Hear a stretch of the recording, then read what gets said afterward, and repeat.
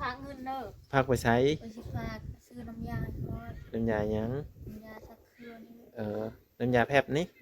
หรือน้ำยาใส่เสื้อปลาพนุ่มแม่โอ้ได้เอาเงินก่อเพิ่นนน่ะยิ้มอยู่ทุกคนรู้ว่าเท่าเก่งนะยิ้มหวานดีไปแล้วเสร็จแล้วอันบุญเพ่งไปเสร็จแล้วผมบุญเพ่งไปหาน้องดำสร้อยเพิ่นว่าสิพาซื้อปลาพนุ่มพ่อพี่น้องเนาะไปจะน้อยกระเซียนเอามาค้ามมาให้เพื่อนนี้เนาะมาแต่ประสุมเราก็เท่าเกิงเพิ่นกะสิไป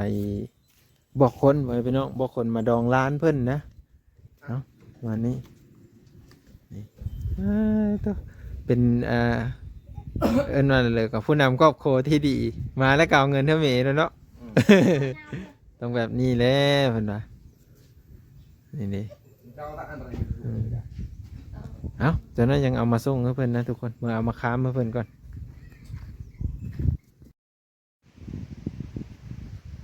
สบายดีสวัสดีพ่อแม่พี่น้อง FC เบิร์ดทุกคนทุกท่านยินดีต้อนรับ FC ใหม่และ FC เก่าทุกคนที่มารับชมวิดีโอบ้างเนาะเป็นจังได้แน่มื้อนี้เบิ่งวิดีโอ200แล้วก็อย่าลืมคอมเมนต์นะเด้อพ่อแม่พี่น้อง200เพิ่นกาอยู่กับลูกเนาะก็คือลูกเพื่อนกับอาการดีขึ้นแล้วมาบางกันเลยเข้ามาหาพ่อพี่น้องเพื่อเป็นกำลังใจให้เหล่าเนาะมาถามไทยในยามเศร้าๆเนาะเป็นจังได้ไปติดตามเบื้องนำกันพ่อพี่น้องไปเพื่อนกำลังปัดเหินปัดจานอยู่พูนอยู่ทางไหนพูดได้ทุกคน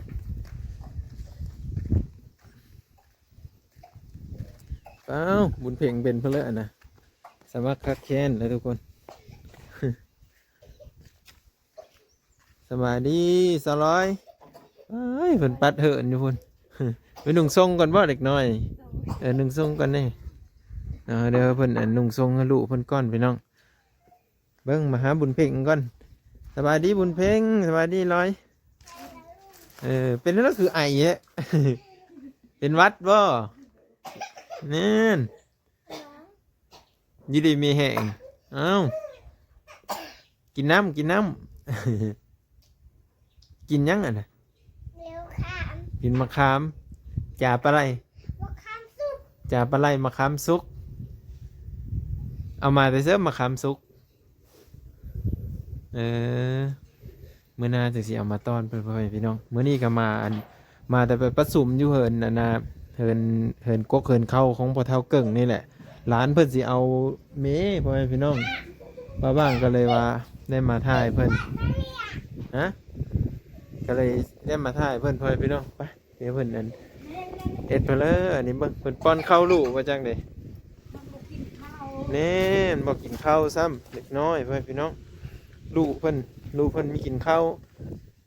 ปุ๊เพื่อนมีสบายเดี๋ยวเป็นเลิกไข่แน่แล้วว่าเรือนั่นเลยโอ้ยเด็กน้อยเนาะเด็กน้อยมีสบายกันเนี่ยแล้วพ่อพี่น้องวันนี้พอเท่าเกิ้งกันยังโหลมอยู่พุ่นแหละเพื่อนกำลังแต่งงานบ้างก็เลยกลับมาก่อนกินยาอยู่บ่โอ้จ่ายยาแล้วเนาะดีไวเดอร์ยังมากินข้าวกินกระห้องโอ้ข้าวไม่กินซ้ำโอ้ยได้ยำข้าวเพิ่นบ่ย่ำเลยมันมากินโอ้เพิ่นไม่กินเพิ่นพี่น้องเพิ่นแอบเนาะเพิ่นนิมนต์เด้อกระโตนะให้แล้ววันนี้เป็นนิมนต์เด้อกระโตไปพี่น้องกลางคืนได้บ่ได้ให้ดิให้แต่กลางเว้นนี้ไม่เป็นญาตินะไม่จักเลยโอ้ยอยู่ตายครับวันนี้อันนั้นน้ำยายังสันมันเพ่งลิ้นโอ้จะว่าน้ำยาซะแล้วอันน่ะเห็นอัน200ไปเฮือบ่หนงซื้อยาเฮือยาดีพญาตินะบ่โอ้ได้มาแล้วเหมือนบ่โอ้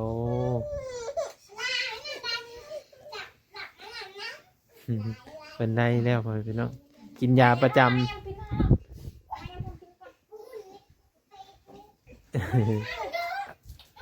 เฮ้แม่กินน้ำเนี่ยยังอยู่บ่ไปเอาอยู่เหินไอ้ไปไล่นี่ขันส้มมานี่โอ้ยอยู่เหินมาคำหวานอยู่หวานส้ม แต่น่าจะสิเมื่อเอาแล้วก็สิมาส่งเธอ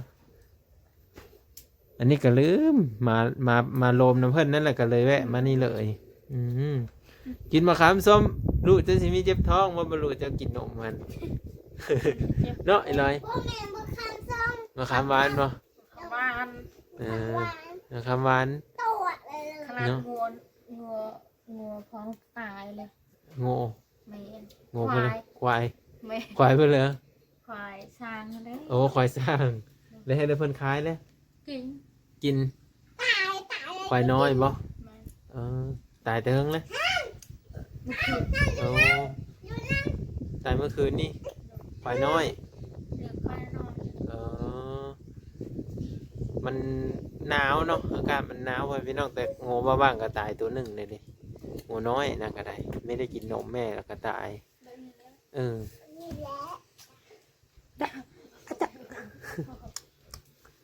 จ้านี่ใช่เปล่านี่ใช่เปล่านี่มาบางมากันไม่ได้มีเพื่อนมาต้อนเพื่อนได้พ่อพี่น้องเอ้ยมาแล้วกันมาโลมอยู่ฮั่นแล้วก็เลยแวะมาถามไทยเพื่อนว่าเป็นอะไรใครแน่แล้วบอกอาจารย์อาการเพื่อนไข้แล้วเอ้าเป็นนั่นแล้วคือเซอร์ป่าเพื่อนอันนี้อันเคี้ยวๆนี่ อัน มัน นี้ กินขนมบ่ ยา โอ้ยามันเจ็บป้าโอ้บุญเพ่งเป็นน้องเยอะนะไม่จักให้เลย มันอยากกิน โอ้ยาเท่าบ่ มันอยากกินถ้ากินบ่ได้ มันให้ อืมเคมันออกมา มันกินบ่ได้ กลับอีกบ่มันกำลังคันแฮวได้เด็กน้อย กินข้าวแล้วบ่เช้านี่หั่น กินแล้ว โอ้พากันกินข้าวกับเพิ่นแล้วเด้ กินควาย โอ้กินขวายเลยได้200เพิ่นพี่น้อง ควายตายเพลง 200 ตากเด็ด 200กับบุญเพ่งเพิ่นละกินขวายโลดนะท่าน เช้านี้เนาะขวายสร้างเพิ่นตายเพิ่นก็เลยพากันโคเอาซีนมาเนาะอีร้อยเด้อันนี้กับผู้หญิงคือกันเหรอวะ แม่น อ๋อกินคือกันบ่200เพิ่นก็ย่ำเข้าเพื่อลูกแล้ววะ ยังแล้วมันบ่กิน อื มัน มบักFC เห็นว่าอันพอเท่าเกิ่งเอาเข้าเป็นเม็ดเพื่อลูก ว่าซั่นเด้อเพิ่นเอาต้มเพื่อกินเด้อว่าซั่นปกติ200ก็ย่ำเพื่อตลอดเนาะ ไปเขา เออเด็กน้อยมีกินข้าว มื้อนี้ข่อยย่ำ เออ มื้อนี้ข่อยย่ำให้น้าข่อย บุญเพ่งก็เป็นย่ำเมื่อน้องเนาะ ไปสักเครื่อง เออ สักเครื่องไปซื้อน้ำยาก่อน ป้าบุญเพ่งก็กินเป็นแต่แสบจบเจ็บมาเฮ้ออ้ายกินน้ำเลยติ อันนี้เลย เออ ขอเอา เออกกอยู่เสื้อเนี่ย ทางนี้นะข้าพ่อลูก เอกับพ่อนุช มาไม่ได้ร้าย อืม หักไปเลยให้ อืม เนาะ แม่ นั่นแหละไอ้บอกเขาไปเอาเหินไอ้ายหันไปบ่ไปเอาแต่น้องไอ้ก็มาส่งไอ้มาส่งไอ้สิไปพูดเลยนี่ยานดิพูดเลยสิไปจับเด็กน้อย เป็นจับเขากับผู้เล่นขายเฮอร์เวทผู้เล่นเนาะ คุณเพลงโง่ข่อยบ่ไปนำเด้อ น้อยเลยมันกินมาห้ามเป็นแต่แซ่บไปเลยทุกคน แต่ว่ามาห้ามอยู่เหินเฮามันก็ส้มๆหวานๆแน่แต่ว่ามักกินกับข้าวกับนั่นก็ได้อีร้อยก็มักกินกับข้าวบ่แต่นั้นเขาเอิ้นอายะเท่าอีแล้วไปกินมาห้ามกับข้าวเด้อเขาเสื้ออายะเท่าเด้อ อะไรกิน ฮะไม่ได้กินเปล่าแม่เจ้าได้กินมาห้ามกับข้าวอยู่บ่ กินแล้ว นี่เขาสิเอิ้นอายะเท่าเด้อ มื้อนี้มาเว้าโนโฮอร์โมนแล้วก็ถามเพิ่นบ่พี่น้องเนาะถามมันน้องมุนเพ่งได้เพิ่นน่ะเจ็บป้าเนาะเจ็บป้าแล้วยาเคี้ยวเฮ้อยาเคี้ยวถ่าเสื้อคิดว่ากินขนมบ่พี่น้อง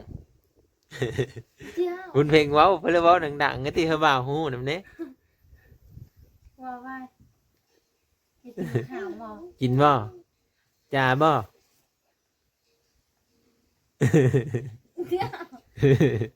ว่าดังๆนี่แหละแม่ตาจังหูจักเนาะ คนรู้กันใช่มันเกิด เฮ้ยเฮ้ยเนาะ กินได้ละเจ้า อันนี้ก็คือเพิ่นอยู่นำกัน3คนพ่อพี่น้องเอ้ยบ่เท่าเกิงก็ยังบ่ทันมาซ้ำนี่ก็ได้ระหว่างก็เลยมาถ่ายบรรยากาศให้เพิ่นได้ฮู้จัก รวมกัน เพิ่นกำลังแบบอันแต่งเวเฮอไปอันนั้นนะไปเบาะขนนะ ใน อืมอั วัน นเช้านะวันศุกร์ วันศุกร์เฮาวันเสาร์กินเพิ่นว่าอันแหละเฮามาถาม200แน่ผู้อยู่บ้านกำลังซื้อนางแดงน่ะเจ้าพุ่นน่ะ ไม่หมด โอ้ผู้นั่นแหละแม่นที่เจ้าเลย เดิน โอ้แต่วิทย์บ่บังเฮาไปก็บ่ฮู้จักดอกพ่อแม่พี่น้องแล้วก็บ่ฮู้จักอีกว่า200มีอ้ายจักคนนะเพราะว่าเข้ามาช่วงแรกๆก็บ่ได้ถามเพิ่นพอดีเข้าไปแล้วก็เพิ่นว่าเป็น200ว่าซั่นบ่บังก็เลยมาถามเพิ่นนะเพิ่นเป็น200เนาะถึงคิงเลยแม่นบ่ แม่น อืมนี่เฮ้ย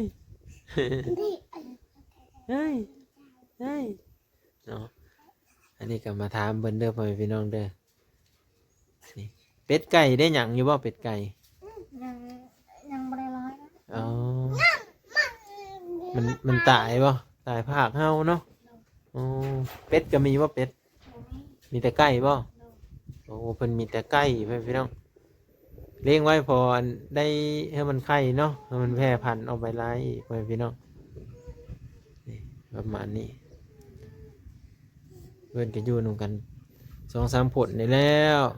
เราเกิงกับไปพุ่นล่ะเนาะFC ก็ใครก็คงเจอแล้วเนาะเพิ่นก็ย่ำเข้ารู้อยู่ได้แม่นเพิ่นมีย่ำไหนทางสลอยนี่ก็ได้ วันนี้ไปชักเครื่อง อืม ชักเสื้อลูก สักซื้อลูก ตา สัก กเอาไว้ โอ้มันแดดเนาะมันแดดซักเครื่องให้เด็กน้อยแม่นเลย บ่ได้เขาอยาก ไปว่าไปเอามาขามหน่อยน่ะฮะ เอาลูก บ่เว้นเพิ่นไปเลยกับไอ้ก็มาส่งนี่กระสันเจ้าท่าอยู่เฮินเด้อไอ้สิมาเอามาเฮอเด้ออย่าไปทางอื่นได้เห็นบ่อย่าไปทางอื่นได้ท่าอยู่นี่ได้แต่น้อยบ่าวมาส่งเฮอพ่อแม่พี่น้องสิประมาณนี้เนาะมาถาม200มื้อนี้ก็ได้อาการลูกเพิ่นก็ค่อนข้างดีขึ้นแล้วเนาะยิ้มได้เลยนี่เห็นบ่ยายยิ้มได้เลยจานนี่เอ็ดโอ้เฮอเซยโอ้ ที่ สบายดีเฮ้ยเนาะยิ้มไม่ได้ทุกคนอารมณ์ดีเนาะยิ้มได้ก็ถือว่าอันเด็กน้อยมันก็ดีจากการเป็นวัดเป็นไอมันนิมนต์แล้วก็ตัวมันก็ดีขึ้นแล้วทุกคนเนาะถือว่ายิ้มได้เลยเดี๋ยวมาเอามาค้ามมาส่งให้เพื่อนก่อนเนาะเพราะว่ามาค้ามหวานทุกคนเลยหวานส้มๆมาแหละสร้อยก็จะได้ตำลังด้วยจะได้แบบบ้างขี้โต๊ะมาเต้นมาค้ามส้มกับมาค้ามหวานส้มหวานนั่นแหละบอกเพื่อนก่อนเพื่อนพี่น้องแต่ว่ากินกับข้าวก็ได้เรื่องอยู่นะขึ้นไปแล้วมันทิ่มลงมาแล้วมันตกมันแตะนี่มันนี้มากแตกมากบ่แตกแน่ไปนี่ลงไปข้างล่างก่อนทุกคนบาดนี้ขอบเจอ200หลายๆเพื่อนก็อยู่เหินเด้อพี่น้องเด้อ ไปสิพาเงินเด้อ พักไปใช้ ไปสิพาซื้อน้ำยาเพราะว่า น้ำยาหยัง น้ำยาชักเครื่องนี่ น้ำยาแพบนี่ น้ำยาใส่เสื้อ ปลาพนุ่ม แม่ โอ้ได้เอาเงินก่อน เพิ่นน่ะยิ้มอยู่ทุกคนรู้ว่าเท่าเกิงนะยิ้มหวานดีไปแล้วเสร็จแล้วอันบุญเพ่งมาเสร็จแล้วบุญเพ่งไปหาน้องดำ200เพิ่นว่าสิพาซื้อปลาพนุ่มพ่อพี่น้องเนาะไปจังน้อยก็สิเอามาค้ามมาให้เพิ่นนี้เนาะปลาพนุ่มนี่ก็ทงละ1,000 กีบเนาะทุกคนในทงละบาทเนาะ200เพิ่นว่าสิฝากซื้อว่าซั่นนี่บรรยากาศอยู่เขตชนบทก็จะประมาณนี้เนาะบ้าน2คนก็แจกจ่ายไปตามถนนหนทางนี่แหละแต่ว่าผู้คนเขาบ่ค่อยได้อยู่ตรงนี้ว่าช่วงตอนเช้าเนาะเขาจะไปหาอยู่หากินกันผู้มีขาลูกน้อย200เป็นเพื่อคือผูกแขนไว้นะเป็นเรื่องคือผูกแข่งไว้ โอ้ย ผูกไว้ให้ดีพญาติพญาวะ200ก็ได้เงินหลายแต่เนาะระวังลูกจับมันขาดเด้อเนาะ ทางเพิ่นกันยังอันเลี้ยงงูเลี้ยงควายอยู่ทางพวกเนาะบรรยากาศนี่ก็จะประมาณนี้เลยทุกคนเพิ่นสามบ้านสองเพิ่นให้แล้วให้แล้วให้แล้วเฮ้ยเฮ้ยเสร็จเลยเด้จังให้เด้ถึงให้แม่มีเงินแล้วให้ไม่ถักเอ้าวิดีโอหน้าพอกันใหม่เด้อทุกคนเด้อจะนะครับเมื่อเอามาค้ามาให้เพิ่นเนาะขอบคุณ FC นะผู้รักผู้ใหญ่ทุกคนนะที่เข้ามารับชมและติดตามเบิ่งวิดีโอของมาว่างนี่เนาะมื้อนี้มาถามไทยสร้อยแล้วก็อาการของลูกเพื่อนเนาะดีขึ้นแล้วทุกคนนะ ยาขนม น้ำยาจักพัน น้ำยา จักถุงละพัน3 ถุง เขาอยากได้3 ถุง และซื้อหยังอีกบุญเพลงไม่ไปนำมาบุญเพลง มันบ่ไปมันคือ ซื้อเอาแต่น้ำยาเนาะ แม่ น้ำยา3 ถุงสีหยังก็ได้เนาะโอเค น้ำไม้นะเห็นเจ้าไม้แล้วบ่ มีอยู่แล้ว สิเอาหมดอันนี้เลย เอาปลาพนมมันนั่นเลย แม่ เท่าเลยอันนี้คืออะไรแท้เอา4 ถุงเพิ่นว่าเอาบ่กระไร เอาลายโลได้อันนี้เอาลง ซื้อไว้เลยเอาแต่ปลาพนมบ่นี่ แม่ โอ้แพ็บไม่เอา เฮ็ดไม้เลย โอเค อันนี้ก็คือเพิ่นสิเพื่อเอาเงินไปซื้อปลาพนมเด้อพ่อแม่พี่น้อง จักเครือเลย พุ่น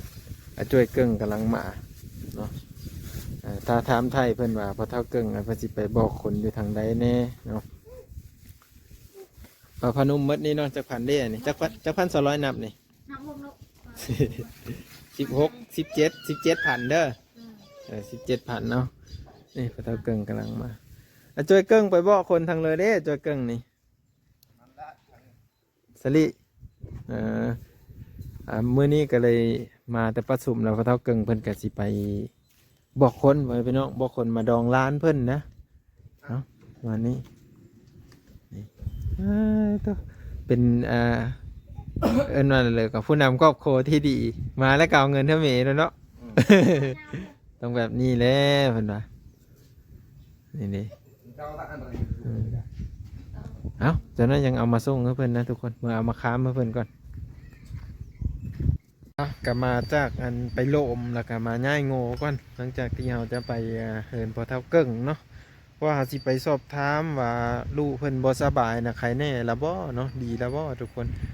มาบ้างก็เลยมาย่ายโง่ก่อนเพราะว่าแม่เพิ่นอยู่ผู้เดียวก็สิยากแน่เนาะบ่จักสิเบิ่งห้านบ่จักสิมาย่ายโง่บ้างก็เลยมาย่ายโง่ก่อนแล้วจึงไปเป็นสาวร้อยนะทุกคนเอามาบ้างก็ขอบคุณ FC เบิดทุกคนเด้อที่มารับชมและติดตามเบิ่งอันนี้ก็คือปัดซุมงานดองเนาะหรือว่าโลมงานดองโลมเพื่อว่าจะได้แบ่งเวียกให้กันไปบอกคนอยู่บ้านนั่นบ้านนี่นะบางทีมันอยู่ไกลเพิ่นก็โทรหาประมาณนี้เนาะแล้วก็ว่าเรื่องการเฮ็ดอยู่เฮ็ดกินอย่างต่างๆเนาะในมื้องานดองเนาะขอให้เบิ่งนำกันเพิ่นก็ประมาณนี้เพิ่นก็ว่าเป็นภาษาบรูเนี่ยบางก็บ่เข้าใจปานใดดอกเพราะว่าก็ขึ้นมาอยู่นะเอาคลิปหน้าพบกันใหม่ทุกคนคลิปนี้ก็สิจบไว้เพียงส่ำนี้สวัสดีครับ